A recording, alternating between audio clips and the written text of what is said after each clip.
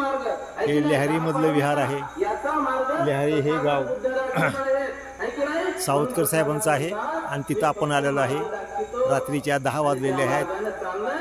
आज दिनांक 18 ऑगस्ट। आपण संध्याकाळी या ठिकाणी आलेलो आहोत। मोहम्मद आणि येशू ख्रिस्त यांच्या शिकवणुकीतील मोक्ष म्हणजे प्रेषितांच्या मदतीने नरकात जाण्यापासून जीवाला वाचवणे।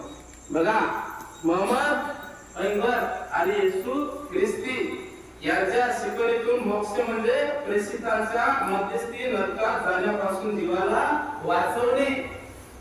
या मोहम्मद पैगंबर आणि येशू ख्रिस्त काय म्हणतात? यांच्या शिकवणीतून मोक्ष म्हणजे काय आहे की नाही? या ठिकाणी प्रेषितांच्या म्हणजे त्या देवांच्या दूतांच्या, त्या देवांच्या पुत्रांच्या, ते येशू आणि मोहम्मद काय म्हणले? आम्ही देवाचे पुत्र म्हणले नाही आहे की नाही? काय म्हणले? मी शुद्धोधन राजा आणि महामाया राणीचा पुत्र आहोत, देवाचे दूत आहोत आहे की नाही? याचा दुसऱ्याने मार्ग आहे या ठिकाणी। अशा धर्मात मोक्षाचे वचनबद्ध आश्वासन कसे मिळणार? अशा धर्मात मोक्षाचे वचनबद्ध आश्वासन कसे मिळणार?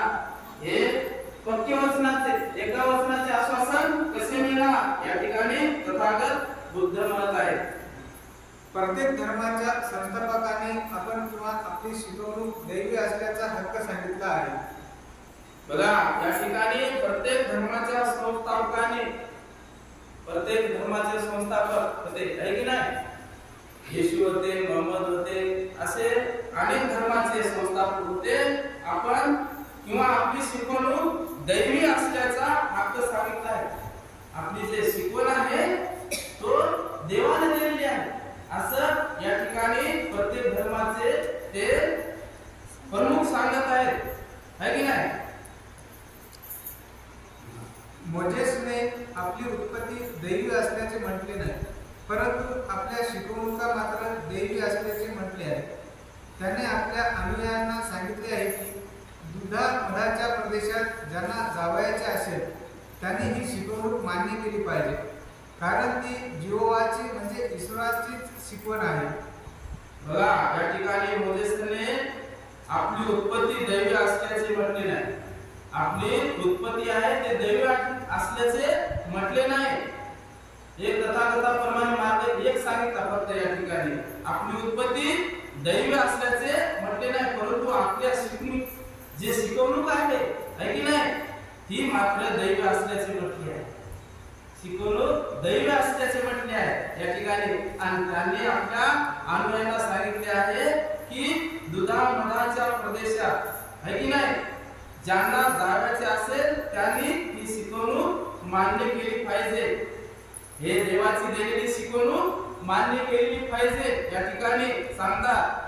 जसं ते मोक्ष प्राप्ती म्हणतात ना, तशा दुधामधाच्या प्रदेशात ज्यांना जावयाचे असेल त्यांनी ही शिकवणूक मान्य केली पाहिजे असं त्या ठिकाणी मोजेस म्हणतात आहे की नाही? कारण तो यहोवाची म्हणजे ईश्वराची शिकवण आहे, ईश्वराची या ठिकाणी शिकवण आहे असं ते सांगत आहे। येशू ख्रिस्ताने आपण देवपुत्र असल्याचे स्वतः सांगून दैवीपणावर हक्क सांगितला आहे। स्वाभाविकपणे त्याची शिकवणूकही दैवी झाली आहे। बघा, येशू ख्रिस्ताने काय सांगितलं? या ठिकाणी आपण देवपुत्र आहोत आहे की नाही? आपण प्रेषित आहोत, आपल्याला देवाने पाठवलेले आपण देवाचा दूत आहोत आहे की नाही? देवाचा पुत्र असल्याचे स्वतः सांगून दैवीपणावर हक्क सांगितला आहे। मी देव, मला देवाने पाठवलं, माझा हक्क आहे असा स्वाभाविकपणे या ठिकाणी आहे की नाही? त्यांची शिकवण ही दैवी झाली आहे, त्यांची शिकवण ही दैवी झाली आहे। त्याने देवाला पाठवलं आहे की नाही? देवाचा प्रसिद्ध आहे, देवाचा दूत आहे, देवाचा पुत्र आहे, म्हणजे त्यांची शिक्षण ही शिकवणूक काय आहे? दैवी झाली आहे असं या ठिकाणी सांगत आहे। कृष्ण तर म्हणत असेल, मी स्वतः देव आहे आणि गीता हा माझा शब्द आहे। बघा, हे तर आगळं वेगळंच आहे। ब्राह्मणाने सांगितलेलं ब्राह्मणाने लिहिलेलं, देवाने आणलेलं नाही, सगळं संपूर्ण ब्राह्मणाने तयार केलेलं आहे। म्हणून काय म्हणतात कृष्ण तर म्हणत असे, मी स्वतः देव आहे। बघा, मी स्वतः देव आहे आणि गीता हा माझा शब्द आहे. म्हणजे शिकवणूक आहे. गीता ग्रंथ त्याची शिकवणूक आहे या ठिकाणी असं सांगत आहे. बुद्धाने मात्र आपल्या शासनासंबंधी किंवा स्वतः संबंधी कधीही असा दावा मांडला नाही. बघा, बुद्धाने का असा स्वतः संबंधी काही दावा मांडितला नाही. मी देव आहो, मला देवानं पाठवलेला आहे आणि माझंच आहे का असं या ठिकाणी सांगितले नाही. मला माझी पूजा अर्चा करा असं तथागतांनी सांगितलं का नाही. त्यांनी सांगितलं मी माझ्या आईवडिलांपासून जन्मलो आहे की नाही. सुद्धोधन राजापासून महामायापासून मी जन्मलेला आहो या ठिकाणी तथागतांनी असं या ठिकाणी सांगितलेलं आहे. म्हणून भगवान बुद्ध मात्र शासनासंबंधी किंवा स्वतः संबंधी कधी असा दावा मांडला नाही. तथागतांनी ठाम दावा मांडला नाही. मला पूजा करा, मला देव माना असं तथागतांनी सांगितलं नाही. मी मार्गदाता आहे, मी मार्ग सांगतो आहे, त्या मार्गाने तुम्ही चाला, सर्वांचं कल्याण होईल, संपूर्ण मानवाचं कल्याण होईल, संपूर्ण भारताचंच नव्हे संपूर्ण विश्वाचं कल्याण होईल असा तथागतांनी हा मार्ग सांगितलेला आहे की नाही. तो तर असे म्हणत असे की आपण इतर माणसासारखे आहोत आणि आपला संदेश म्हणजे एका माणसाने आपणास दिलेला संदेश आहे. बघा, तथागत काय म्हणतात, तो तर असे म्हणत असे की आपण इतर माणसासारखे आहोत, आपण सर्व माणसासारखे एकसारखेच आहोत आहे की नाही. आणि आपला संदेश म्हणजे एका माणसाने आपणास दिलेला संदेश आहे या ठिकाणी असं सांगत आहे. आपला संदेश प्रमादातीत आहे असे त्याने कधीच म्हटले नाही. बघा, या ठिकाणी त्याने सांगितलं आपला संदेश हा प्रमादातीत आहे, प्रमाणित आहे असं त्याने कधीच म्हटले नाही. तो म्हणतो माझा संदेश म्हणजे माझ्या मताप्रमाणे मोक्षाकडे जाण्याचा एकमेव सत्य मार्ग आहे. बघा, या ठिकाणी तथागत सांगत आहे तो माझा संदेश म्हणजे माझ्या मताप्रमाणे मोक्षाकडे जाण्याचा एकमेव सत्य मार्ग आहे या ठिकाणी सांगत आहे. त्याचे अधिष्ठान म्हणजे जगातील सर्व माणसाचा जगासंबंधीचा अनुभव. या ठिकाणी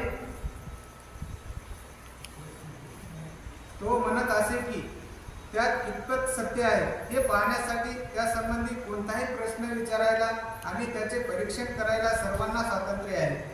बघा, या ठिकाणी तो म्हणत असे त्यात कितपत सत्य आहे, त्याच्यात किती सत्य आहे की नाही. आणि हे पाहण्यासाठी त्या संबंधी कोणताही प्रश्न विचारायला आणि त्यांचे परीक्षण करायला सर्वांना स्वातंत्र्य आहे. प्रत्येकाला या ठिकाणी स्वातंत्र्य आहे. कोणाही धर्म संस्थापकांनी आपल्या धर्माला अशा प्रकारची कसोटी लावण्याचे आव्हान दिलेले नाही.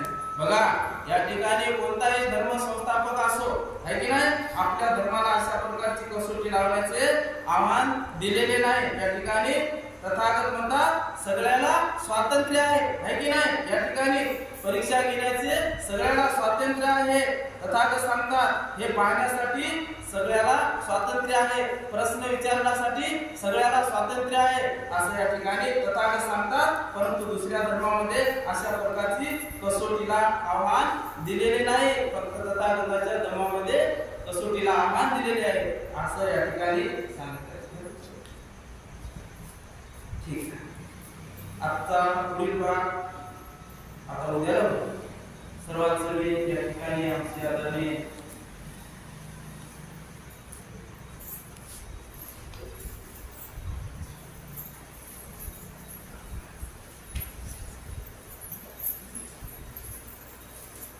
आमचे आदरणीय मार्गदर्शक किसनराजे सावरकर साहेब या ठिकाणी वेळातला वेळ काढून या ठिकाणी सर्व पाहुणे मंडळी घेऊन आले. मी आमच्या सर्वांच्या वतीने तुमचे आभार व्यक्त करतो. सर्वांना प्रेमपूर्वक जेवणाचा जयभीम करतो. नमो बुद्धाय, जय गुरु. या ठिकाणी आशीर्वाद दाता आणि धर्मपालन दाता होते.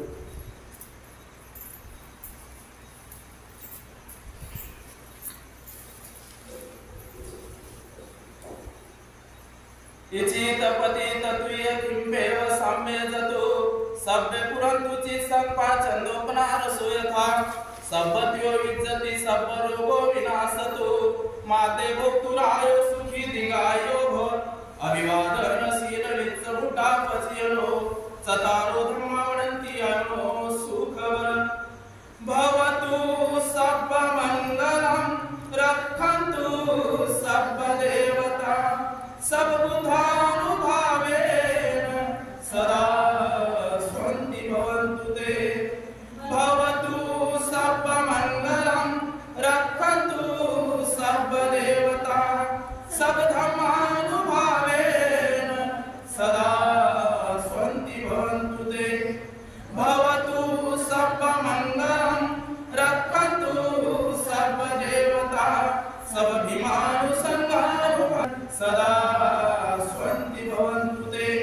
सब्ब पाप सकरणं कुशल सौप संपदा सचित पर्योदर्पणं एतं बुद्धान शासनं धम्मचरे सुचरेत न दुचरेत चरे धम्मचारी सुख सत्य अस्मि लोके परमेश न तावता धम्मधरो यावता बहुभासते योचामि कुसुकान धम्मकायेन पसन्ति सवे धम्मधरो वन्ति या धम्मनमदति नत्थि मे शरणं अयं बुद्धो मे शरणं वरम् एतेन सत्यवचेन होतु मे जयमङ्गलम् साधु बुद्धं नमामि धम्मं नमामि संघं नमामि अहं वन्दामि सर्वदा बोलो बुद्ध भीम भगवान की जय बुद्ध भीम भगवान की जय बुद्ध भीम भगवान की जय तथागतांच्या प्रतापाने बुद्ध धर्म संघ यांच्या मार्गाने सर्वांचा मंगल हो सर्वांचा आयुष्य सुखी जावो सर्व प्राणी मात्रांचं मंगल हो सर्व संकटातून दूर हो सर्व वाईट व्यसनापासून दूर हो सर्वांचं मंगल हो सर्वांचं मंगल हो सर्व प्राणी मात्रांचं मंगल हो सर्व प्राणी मात्रांचं मंगल हो नमो बुद्धाय जय मार्गदर्शन आहे की नाही आम्हाला वेळोवेळी मार्गदर्शन करणारे आमच्या संभाजी दरबारी सावरकर साहेब आलेले आमचे सर्व मान्यवर या ठिकाणी सर्वांच्या वतीने पुनश्च एकदा मी सर्वांचा आभार व्यक्त करतो आपण या ठिकाणी येऊन आमचा विचार ऐकले आम्हाला थोडा आनंद वाटला आहे की नाही या ठिकाणी आणि तुम्हाला सर्वांच्या तर्फे मी आमचं रमा माता महिला मंडळ समता सैनिक दल आमचे सर्व बोधवड्यातील उपासिका सर्व तरुण बांधव आणि आमच्या बोधवड्यातील सर्व प्रतिष्ठित नागरिक सर्वांच्या वतीने तुम्हाला सप्रेम प्रेमपूर्वक जय भीम करतो क्रांतिकारी जय भीम करतो नमो बुद्धाय जय भीम सर आपलं नाव सांगा पहिल्यांदा. माझं नाव आहे सर गौतम उर्फ काशीनाथ सुदामरावजी शिंगणकर. हां आम्ही लिहारी या ठिकाणचे आहोत आणि आमच्या या काळात आमच्या आहे की नाही पहिल्यांदाच या ठिकाणी बुद्ध आणि त्यांच्या धम्माचं या ठिकाणी ग्रंथाचं वाचन करीत आहोत. पहिल्यांदा आम्हाला कळते तेव्हा ही पहिलीच बारी आहे आणि सर्वांचे आमच्या बौद्ध उपासक उपासिका रमामाता महिला मंडळ समता सैनिक दल आमचे सर्व प्रतिष्ठित आमच्या बोधवड्यातील नागरिक आमचे सर्व तरुण कार्यकर्ते यांच्या सर्वांच्या वतीने या ठिकाणी कार्यक्रम होत आहे. आता किती दिवस झाला हा कार्यक्रम चालू आहे? आता आम्ही आषाढ पौर्णिमेच्या नंतर या ठिकाणी चालू केलेला आहे. अच्छा मग दरवर्षी वर्षावासाला आपण घेत असता का? नाही याच वर्षी पहिल्यांदा याच वर्षी पहिल्याच. अच्छा हां तर सर्वसाधारण एवढी लोक अजून किती लोक असतात त्याच्यापेक्षा जास्त काही? आणखीन बरेच येतात महिला मंडळ आमच्या रमामाता महिला मंडळ समता सैनिक दल आणि आमचे सर्व कार्यकर्ते सर्वजण येत असतात. कधी कमी जास्त होते. हा लिहारी कुठं आलं मी तालुका जिल्हा काय सांगाल? हा लिहारी महाराष्ट्रामध्ये नांदेड जिल्हा हदगाव तालुका हा मराठवाड्यातला हे लिहारी गाव आहे. तर या ठिकाणी तुम्हीच एकटे प्रवचन देता का दुसरे कोण असतात आणखीन प्रवचनकार? दुसरे काय आणखीन पहिले आमच्या अगोदर झाले मात्र पहिल्यांदा आम्हीच या ठिकाणी देत आहोत. अच्छा छान छान. तर या ठिकाणी सावधकर म्हणून आहेत आपले या समाजसेवक धम्मचारी आहेत खऱ्या अर्थाने ते विद्याबंधू. तर त्यांनी एक दोन शब्द बोलावेत. सर्वांना मैत्रीपूर्ण जय भीम नमो बुद्धाय. मला खूपच आनंद होत आहे तुमच्या सगळ्या लोकांमध्ये येऊन आणि आम्ही हे आवाज स्पीकरवर ऐकलेलो आहोत. आम्ही एका अतिशय चांगल्या कार्यक्रमासाठी आलो. आपल्या गावापासून एक वारकवाडी नावाचं एक स्टेशन आहे आणि त्या स्टेशनमध्ये खूप मोठं असं ध्यान केंद्र आहे. त्या ध्यान केंद्रामध्ये आम्ही आलो होतो. आता ते ध्यान केंद्र कसं निर्माण झालं याची मी स्टोरी सांगेल पण मला खूप आनंद आहे की आपल्या गावामध्ये बुद्धाने त्यांच्या धर्माचं वाचन आणि इतके लोक भक्तिभावाने श्रद्धेने ग्रहणशीलतेने ऐकतात एवढा उशीर झाला दिवसभर काम करून सुद्धा आपण जे हे ऐकतो हे खरोखर आपल्या बुद्ध धम्मसंघ बाबासाहेबांची श्रद्धा आहे, आपला आदर आहे. आपल्याला असं वाटत आहे की बाबा आम्ही हे रत्नांना आमच्या जीवनात उतरावं आणि आमच्या जीवनात हे उतरले तर निश्चितच आमच्यामध्ये परिवर्तन होणार. कारण ज्या ज्या लोकांनी हे रत्न आपल्या जीवनामध्ये उतरवलेले आहे, त्याचं अनुसरण केलेलं आहे, त्या त्या लोकांच्या जीवनामध्ये आमूलाग्र असा बदल झालेला. असं हे जीवनात उतरवणं म्हणजे काय, तर बाबासाहेबांची आज्ञेचं पालन करणं. आपल्याला सगळ्यांना माहीत आहे की 14 ऑक्टोबर 1956 रोजी बाबासाहेब आंबेडकरांनी आपल्याला नागपूरला दीक्षा दिलेली. सगळेच लोक आपण त्यावेळेस दीक्षेला उपस्थित नसेल, पण आपल्या गावातले काही लोक त्या दीक्षेला उपस्थित होते. विशेषतः मला आठवते की सिंगरकर तुमचे वडील उपस्थित असावे, असे काही खूप लोक जे जुने होते ते उपस्थित असतील. आणि त्या उपस्थित असणाऱ्या लोकांकडून हे आपल्याला परंपरागत आपल्याकडे हे आलेलं आहे. आणि हे परंपरागत आल्यामुळं आपण हे चालवण्याचा जे संकल्प केला आहे, ह्या संकल्प खूपच चांगली आणि आनंदाची गोष्ट आहे. आणि ह्या संकल्पाला प्रेरित होऊन म्हणजे एवढ्या मोठ्या स्पीकरवर एवढ्या मोठ्या गावामध्ये आपल्या हे काय म्हणजे वाचन चाललेलं आहे बुद्ध आणि त्यांच्या धम्माचं, हे लोकांच्या निश्चित आपण आपल्या कुटुंबामध्ये बदल घडू शकतो. आता आपल्यामध्ये बदल होणं म्हणजे काय होणं असतं की आपल्यात सगळ्यात मोठा बाबासाहेबांनी जे बदल घडून आणलेला आहे की आपल्याला ग्रहणशील बनवलं. आपण बाबासाहेबांचे अन्वये आपण त्यांचं ऐकलं पाहिजे. जिथे तिथं ग्रंथ वाचन होतंय, कथा वाचन होतं, तिथं अशा जे काही प्रवचनं होतात त्याचा लाभ घेतला पाहिजे, ध्यान केलं पाहिजे, पूजा केली पाहिजे, 22 प्रतिज्ञांचं पालन केलं पाहिजे आणि पंचशिलाचं अनुसरण केलं पाहिजे. ही बाबासाहेबांची शिकवण आपल्याला 14 ऑक्टोबर 1956ला भेटली. ह्याच्या अगोदर आपली 1-2 पिढ्या गेलेल्या आहेत, पण दुसऱ्या पिढ्यांमध्ये एवढा जर बदल होत असेल तर खरोखरच इतर समाजावर हा फार मोठा प्रभाव पडत. तुम्हालाच बदलत नाही, तुम्ही तुमचं कुटुंब बदलता. तुमच्या आजूबाजूला जर कोणी दारू पिणार असेल, खोटं बोलणार असेल, कोणी व्यभिचार करणार असेल किंवा काही जर दुराचार करत असेल, म्हणजे ह्या पंचशिलाच्या विरुद्ध आचरण करत असेल, तर तुम्ही त्या लोकांना रोखू शकता. रोखू म्हणजे ते आपोआपच रोखल्या जाणार आहे. तुमचा प्रभावच हा सगळ्या गावाला बौद्धमय करू शकतो. तुमचं गाव ह्या तालुक्याला बौद्धमय करू शकतो, तालुका जिल्ह्याला करू शकतो, जिल्हा देशाला करू शकतो. आज जगामध्ये सगळीकडे बौद्ध धर्माची एक मोठी लहर आलेली आहे, म्हणजे एक आंधी तुफान आलेले आहे. जगातले सगळे लोक बौद्ध होत आहेत. आता आम्ही ज्या वारकवाडी सेंटरवर गेलो होतो, त्या वारकवाडी सेंटरमध्ये देश विदेशातून लोक आले होते. तिथे मुख्य प्रवचन आज इंग्लंडच्या व्यक्तीचं होतं आणि त्याचं प्रक्षेपण सगळं जगभर जातं.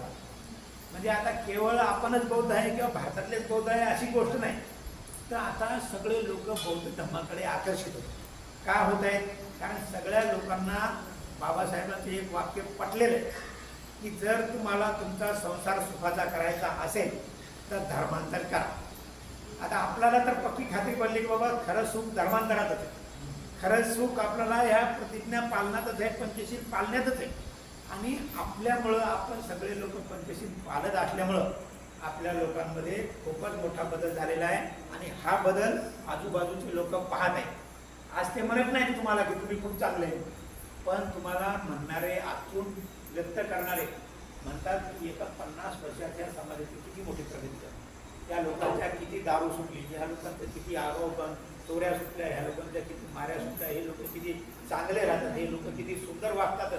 या लोकांचं वागणं, बोलणं, कार्यक्रमात सहभागी होणं किंवा बाबासाहेबांना आपल्या जीवनात उतरणं हे सगळ्यात इकडे आमदार, खासदार आपल्या माणसावर, प्रत्येक जाती धर्माच्या माणसावर बौद्ध धर्माचा, बाबासाहेबांचा प्रभाव पडत आहे. ते काय आपोआप पडला का? आपोआप पडलेलं नाही, आपल्या आचरणातून प्रभाव पडत आहे. म्हणून ज्या ज्या माणसाचं आचरण शुद्ध आहे त्या शुद्ध बीजापोटी फळे सुद्धा रसाळ गोमटी येतात. म्हणून तुम्ही तुमचे लेकरं बाळं, तुमच्या कुटुंबाचा उद्धार विकास करायचा असेल तर ह्या बुद्ध आणि त्यांच्या धम्म वाचनाला उद्यापासून जास्त सगळे, मला सगळ्यांची आता नावं घ्यायची नाही, खूप वेळ द्यायला आपला. तर खरोखर हे तुम्ही जो उपक्रम राबवलेला आहे हा खूपच चांगला आहे. आणि ह्या उपक्रमाला जे काही मदत लागत ते आता मी रिटायर झालेला माणूस आहे, तुम्हाला कोणतीही मदत मी करू शकतो, कारण मी तुमच्या रक्तमासाचा एक हिस्सा आहे. तुम्हाला काही अडचण असू द्या किंवा काय आहे ना, आपण सगळे मिळून करू. कारण ही जी क्रांती आहे एक दोघा कुटुंबाने, एक दोघा माणसानं होणार नाही, तर हे सगळ्या समूहानं क्रांती होती. बाबासाहेबांचं धर्मांतर सामूहिक धर्मांतर होतं, त्याच्यामध्ये सगळ्या जाती धर्माचे सहभागी होते. आणि म्हणून आपल्याला इथं जास्तीत जास्त आपल्या कुटुंबाचा, आपल्या शेजारच्याचा, आपल्या मित्रपरिवाराचा, नातेवाईकांचा, ह्या गावातल्या आपण लोकांचा सहभाग घेणार आहे. आणि या सहभागातून त्यांचे कुटुंब सुखी होणार आहे. आणि या सुखी झालेल्या कुटुंबाचं जे तुम्हाला पुण्य मिळणार आहे ते निश्चितच हे पुण्य आपल्याला खूप म्हणजे मोठं काम करणार आहे. आपण बाबासाहेबांची धर्मक्रांती यशस्वी केल्यासारखं आहे. तर मला खूप आनंद झाला. सगळ्यांना मनापासून शुभेच्छा. मला अचानक बोलायला लावलं. माझ्याबरोबर हे जे आता दळवी आहेत ते भगवान बुद्धांच्या धर्माचा प्रचार प्रसार करतात. त्यांचं बोधिसत्व यूट्यूब चॅनल आहे आणि ते चॅनलवर आता हे तुमच्या सगळ्यांचं हे आजचं कार्यक्रम येणार हे म्हणजे ते आहेत. त्यांच्या सौभाग्यवती लताताई दळवी आहेत. हां, त्या सुद्धा एक शिक्षिका आहेत. आता त्या सेवानिवृत्त झालेल्या आहेत आणि त्यांनी सुद्धा त्यांच्या जीवनामध्ये प्रचार प्रसाराचं काम केलेलं. तिसऱ्या आमच्या बहिणी तुम्हाला तर सगळ्यांना माहित आहे का. आणि सगळ्यात महत्त्वाची गोष्ट म्हणजे की माझ्याबरोबर कर्मचारी ज्ञान वज्र आहेत. तर ते सुद्धा पुण्यावरून माझ्याबरोबर आले. आम्ही या कार्यक्रमाला आलो. आज खूप 700-800-900 लोक होते. आम्ही त्या कार्यक्रमात भरपूर आनंद घेतलेला आहे. तर कर्मचारी यांचं सुद्धा आपण या गावामध्ये अनेक विद्वान लोकांचं प्रवचन ठेवत राहणार आहे आणि खूप या प्रवचनामधून आपण बदलाव होणार आहे. लोक बोलत राहतील, आपण ऐकत राहावे. कारण श्रवण करणे ही आपली परंपरा आहे. आणि याचबरोबर मी आमच्या दळवीताई आहेत भारतीय बौद्ध महासभेचं काम करतात. त्यांना मी विनंती करतो की त्यांनी सुद्धा आपलं मनोगत व्यक्त करावे.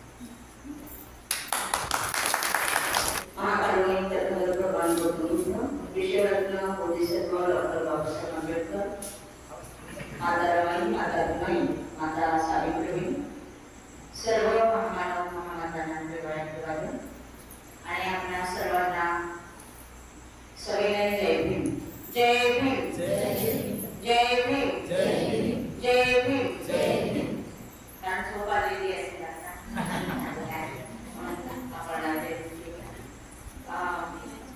खरं तर इथं आल्याचा खूप आनंद झाला. महिलांची संख्या खूप आहे त्यामुळे आणखी जास्त आनंद झाला. खरं तर हा या ठिकाणी येण्याचं खरं श्रेय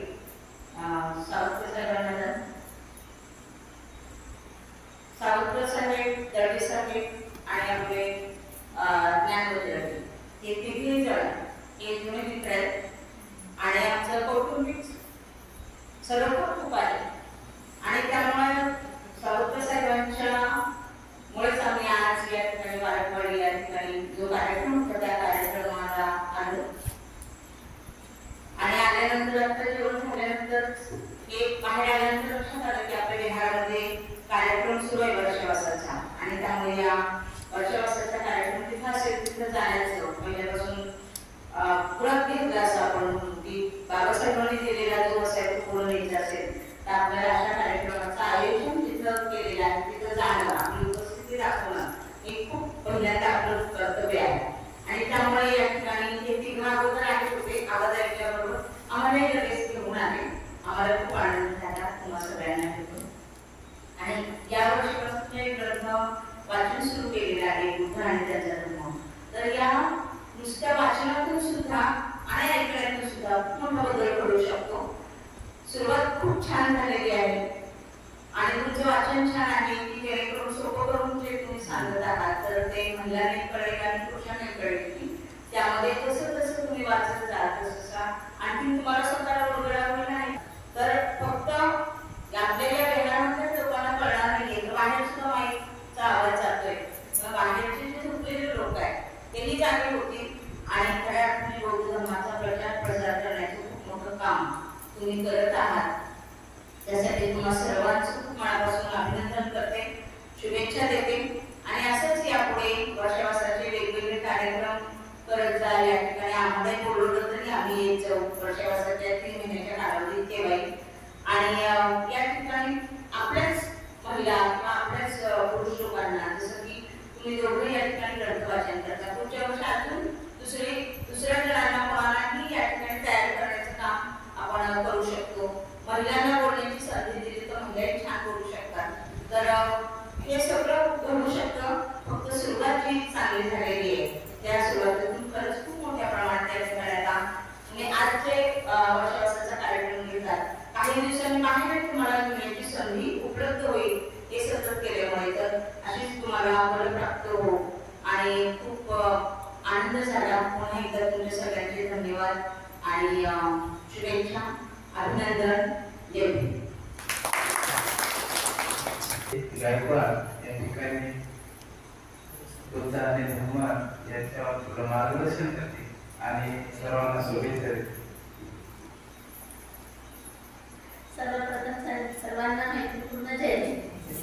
जय भीम. जय भीम. जय भीम. पूर्ण विश्वाला शांतीचा आणि अहिंसेचा संदेश देणारे महाकवी तथा भगवान बुद्ध, भारतीय घटनेचे शिल्पकार बोधिसत्व डॉक्टर बाबासाहेब आंबेडकर या दोन्ही महामानवाला माझे त्रिवार. आता आज या विहारामध्ये माझे भाऊ जेवण वगैरे झालं आणि शेतपावली करण्यासाठी बाहेर आले त्यांच्या मित्रांना घेऊन. त्यांच्या कानावर हे शब्द पडले ग्रंथ वाचनाचे. त्यांना एवढा आनंद झाला आतमध्ये आले आणि म्हणाले चला आपल्या विहारामध्ये ग्रंथाचं वाचन सुरू आहे. तर आपण आम्ही पण पटकनच तयार झालो. वहिनी तयार झाल्या, मी तयार झालो, ती पण तयार झाले आहे. आमचे आपोआपच इकडे पाय विहाराकडे वळले, कारण हे संस्कार आहे. पूर्वीपासूनच माझे वडील जळगावमध्ये सावरकर आणि यांचे वडील सिंगरकर साहेब हे मित्र होते आणि यांना एक मित्र रणवीर साहेब म्हणून होते. हे तिघांची फार माहिती होती आणि यांची चर्चा चालायची बौद्ध धर्मावरच आणि ते रेडिओवर बातम्या वगैरे ऐकायचे. तर ह्या काळात आम्ही लहान होतो. त्या काळात सुद्धा माझी आई महिला मंडळ होतं. तर तिथं सुद्धा या महिला मंडळाचं त्यापूर्वी शेतात दिवसभर काम धंदा करून येऊन यांच्या गाण्याचा प्रोग्राम असायचा. तेव्हा हे ग्रंथाचं पठण किंवा हे माहिती नव्हतं. तेव्हा आपल्याला एवढं माहिती नव्हतं. मग आम्ही गाणे म्हणायचे. माझी आई त्या काळात अध्यक्ष होती आणि इतर बसले आहे त्यांची आई उपाध्यक्ष होती. अशा दोघी तिघी होत्या आणि यांना आम्ही वाचन करून दाखवायचो आणि गाणे सुद्धा म्हणून दाखवायचो. मंजुळाबाई होती, सरस्वती होती, मी होते. असं आम्ही त्या काळात आम्ही असे गाणे म्हणायचो.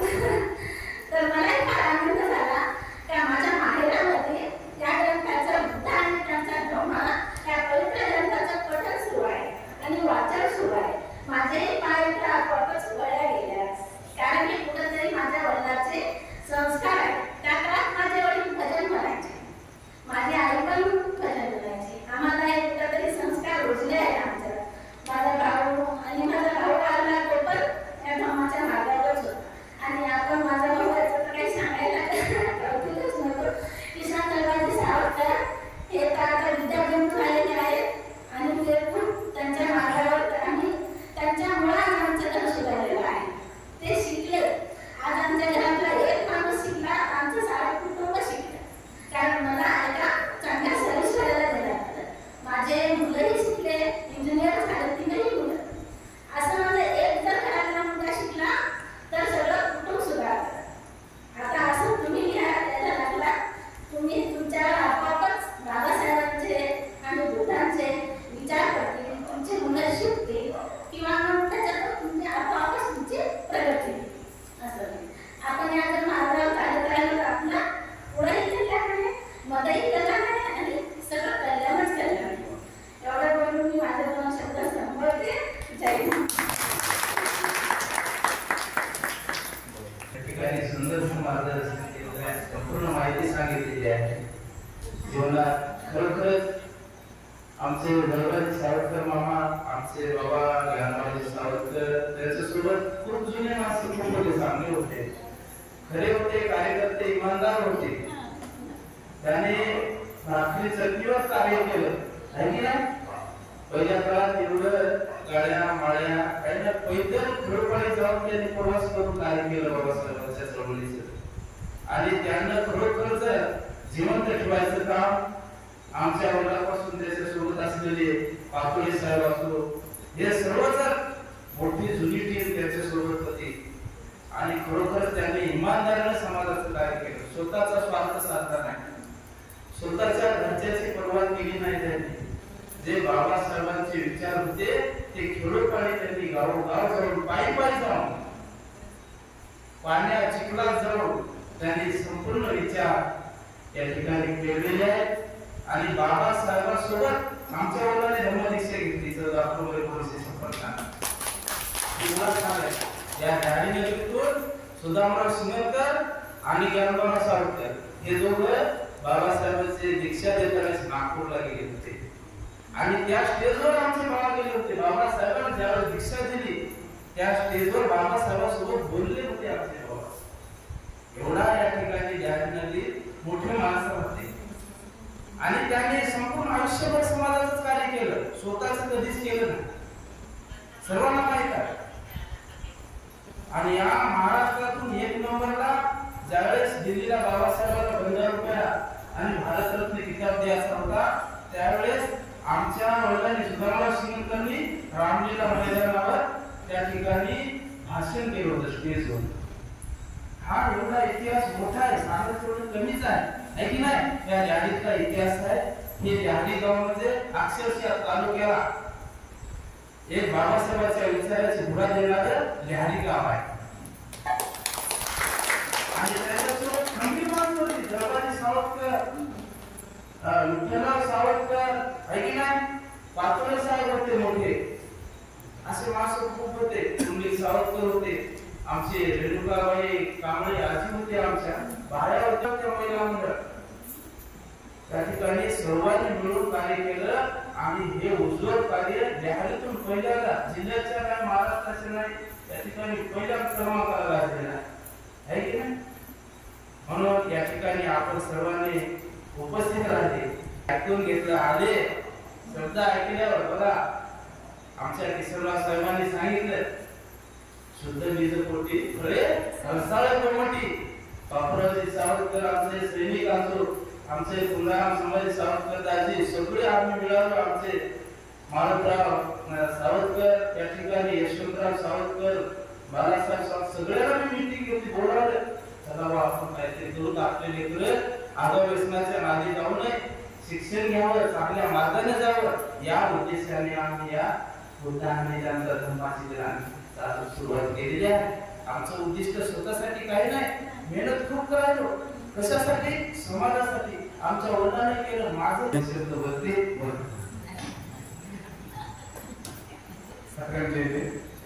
आमचे मार्गदर्शक आमचे काका, त्यांना धर्माचं मार्गदर्शन करणारे आमचे काका किसन आभार म्हणायचं पाहिजे. ते आल्याबरोबर म्हणजे विहारात आल्याबरोबर मला दिसले, मला खूप आनंद झाला. मी करटवाडीला गेलो, तिथे गेलो, मला तुमचं नाव येणार नाही, फक्त किसन सावरकर आमचे काका आहेत, येथे इथं सदस्य आहेत म्हणून मी गेलो. तर ते अमरावतीच्या बोर्डाच्या शिकवण्यासाठी टीचिंग करण्यासाठी गेले. तर त्यांना मी फक्त किसन सावरकर नाव सांगायचं, त्यांना काही नावच येणार नाही. नाव असं त्यांचं म्हणजे ठेवलेलं राहते नंतर ते मला नावच येणार गेलं. ठीक आहे म्हणजे त्यांना थोडं यूज केलं, म्हणजे त्यांना थोडं मार्गदर्शन केलं. पण तुम्हाला गरज आहे, मी त्यांना परत सांगितलं माझं पोलीस पाटीला, तुम्हाला तर निघताना गरज आहे. अशा पद्धतीने म्हणजे मला तिथं गेल्यानंतर मला कळालं की हे धर्मग्रंथ वगैरे वाचणं गरजेचं आहे आपल्या गावात. जे धर्मग्रंथ वाचण्याचे म्हणजे ऐकून घेतलं त्याबद्दल सर्वांचा आभार मानतो.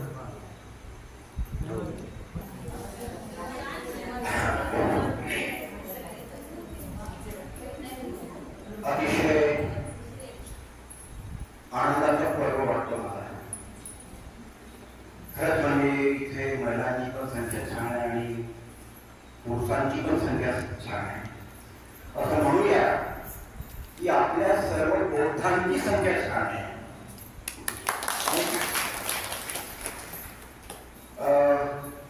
जसं सांगितलं गरीब साहेबांनी आणि माझे मित्र कर्मचारी विद्याबंधू विद्याबंधू आम्ही सहज म्हणून बाहेर आलो फिरायला आणि अतिशय छान असे शब्द आमच्या कर्णपटलावर पडले सरांचे. आणि मग विद्याबंधू मला म्हणाले की ज्ञानोदय आपण जाऊया. इथे सुरू आहे बसावाचा कार्यक्रम आणि लगेच घरी जाऊन आम्ही त्यांना पण घेऊन जातो आणि खूप छान वाटतं मला. असं म्हणतात की आपल्या जर भावना चांगल्या असल्या, भावना एक प्रकारची येतात आपल्या डोक्यामध्ये नाही का, चांगल्या वाईट, बारीक सारीक, मोठ्या छोट्या, तर विचारही चांगले येतात नाही का, विचार पण छान येतात. आणि जर विचार छान आले, चांगले आले, तर आपल्या हातून कृती पण छान घडते, आपलं आचरण पण छान घडतं. भावनावर विचार अवलंबून आहे आणि विचारांवर कृती अवलंबून आहे. आमच्या भावना चांगल्या होत्या आणि कृती अशी घडली की आम्ही सर्वजण होत्या आणि तुम्हा सर्व चांगल्या सज्जनांच्या बोलतांचे आम्हाला दर्शन घडले. अतिशय बरं वाटलं की सर वाचन करत होते एक 2 वाक्य आणि त्याचा अतिशय छान प्रकारे आमचे बंधू विश्लेषण करत होते, स्पष्टीकरण करत होते. खूप सोप्या शब्दात होते. भगवान बुद्धांनी त्यांच्या धम्मा या ग्रंथामध्ये खरंच आपण, मला असं वाटतं हे जे ग्राम आहे म्हणजे कुठलं लहानी, खरंच चांगलं गाव आहे. कारण ह्या लहानीचे बंधू ज्यांना आज आम्ही यांना विद्याबंधू म्हणून ओळखतो, जवळजवळ 35-36 वर्षाच्या अगोदरपासून पुण्यामध्ये माझ्याची मैत्री आहे, परिचय आहे, दोस्ती आहे, प्रेम आहे. यांच्याशी नाही, अख्ख्या फॅमिलीशी, ताईंशी वगैरे सर्वांशी. आणि या 35-36 वर्षापासून मी अतिशय जवळून यांना बघत आहे.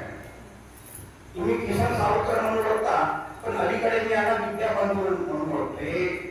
जे संघामध्ये यांना जे नाव दिलं गेलं ब्रह्मचारी विद्याबंधू, हे अतिशय त्यांच्या कर्तव्यातून, त्यांच्या आचरणातून, त्यांच्या शीलाचरणातून, ते बौद्ध म्हणून कसं शीलांचं आचरण करतात त्याच्यातून त्यांना हे नाव देण्यात आलेलं आहे. आणि त्यामुळे मला खरंच स्वाभिमान वाटतो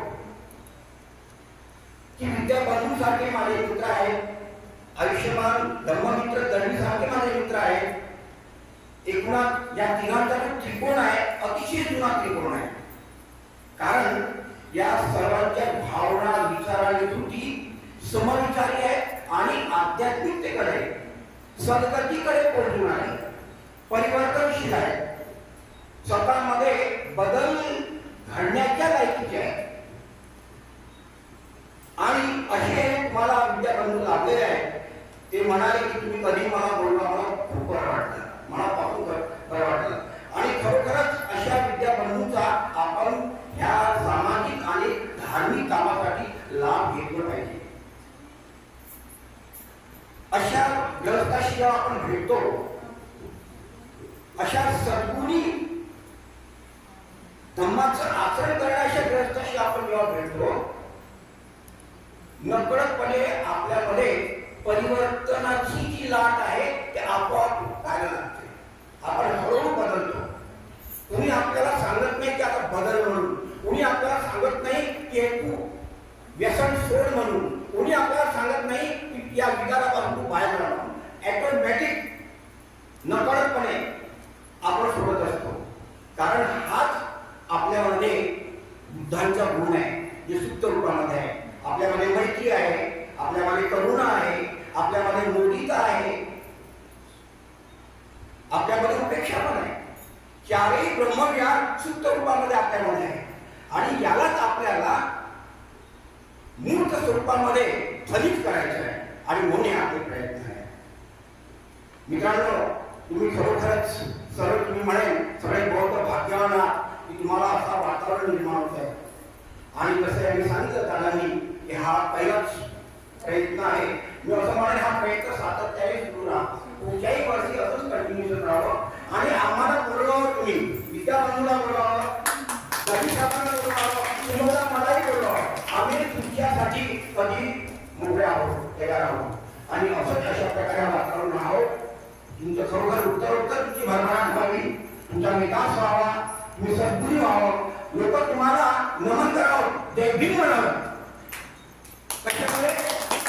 गर्वाने, स्वाभिमानाने जय भीम म्हणावे, हात जोडून नम्रतेने.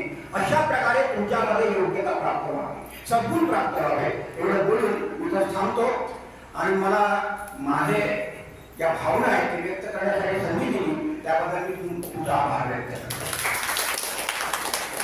धन्यवाद धन्यवाद. तुमच्या भावनामध्ये आमच्या सर्वांना एक फळ आहे. आमचे आता नाव आम्हाला माहिती नव्हतं. आम्ही किसनराव जरबाजी सावरकर साहेब आमचे मार्गदर्शक, आमचे प्रेरणास्थान म्हणतो. खरं त्याच्यापासून खूप सुंदरसं तुम्ही म्हणतात ते विद्याबंधू, खरोखरच नाव सुंदर दिलेलं आहे या ठिकाणी. आणि खरोखरच फार चांगलं आहे ते बचपनापासून. कोणतं व्यसन नाही, आगाऊ व्यसन नाही. त्यांचे वडील सुद्धा चांगल्या वृत्तीचे होते, सुंदर होते. तसं आहे ते बोलले शुद्ध बीज होती, फळे रसायन होती. तसेच त्यांचे आई वडील सुद्धा अंतःकरणाचे पवित्र असे होते. म्हणून त्यांच्या पोटी सुद्धा हिरा हा पवित्र निघला आहे. मुलगी सुद्धा सुंदर विद्वान निघलेली आहे की नाही. या ठिकाणी आम्ही कौतुक करणं म्हणजे बरोबर नाही. आमच्याच होतं ते दुसरी पण आम्ही कौतुक आले की आम्हाला आनंद वाटतो, आमचं मन भरून येते. म्हणून तुमच्या तोंडून त्यांची श्रद्धा ऐकले आम्हाला एवढा आनंद झाला, गगनात आनंद मावला होता, एवढा आनंद झालेला आहे. आमचे किसनराव साहेब खूप सुंदर आहे. सर्वांना माहिती आहे, गावाला माहिती आहे.